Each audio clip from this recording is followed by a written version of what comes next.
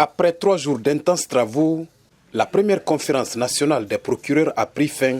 Plusieurs thématiques liées au renforcement de l'efficacité de l'action publique, à l'harmonisation des pratiques professionnelles et à la modernisation du ministère public ont été examinées par les acteurs du ministère public.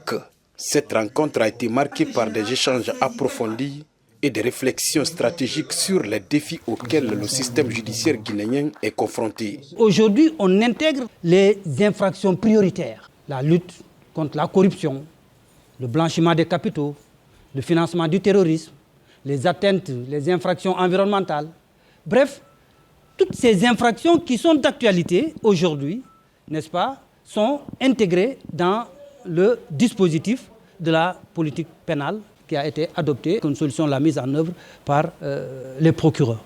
Les participants réaffirment leur engagement indéfectible à servir la République avec la loyauté, probité, impartialité et professionnalisme, dans le strict respect de la Constitution, des lois de la République et des engagements internationaux de la Guinée. Les procureurs réaffirment que le ministère public est le gardien de la légalité, le défenseur de l'intérêt général, le protecteur des libertés publiques et le garant de l'application impartiale de la loi pénale.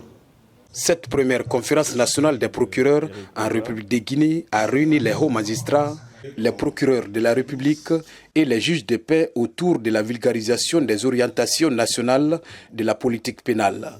Cette initiative traduit la volonté des autorités judiciaires de renforcer la coordination entre les parquets et d'assurer une application harmonisée de la politique pénale. Je retiens de vos échanges une conviction forte. La politique pénale ne peut produire les résultats attendus que si elle est comprise, appropriée et appliquée de manière uniforme par l'ensemble des magistrats du ministère public. La note circulaire portant orientation générale de la politique pénale n'est pas un simple document administratif. Elle constitue désormais le référentiel national de l'action du ministère public. Elle fixe les priorités de l'État en matière de prévention, de poursuite et de répression des infractions, tout en garantissant le respect des droits et libertés fondamentaux. Au terme des travaux, les participants ont réaffirmé leur engagement à promouvoir une justice plus performante, plus crédible et plus proche des citoyens.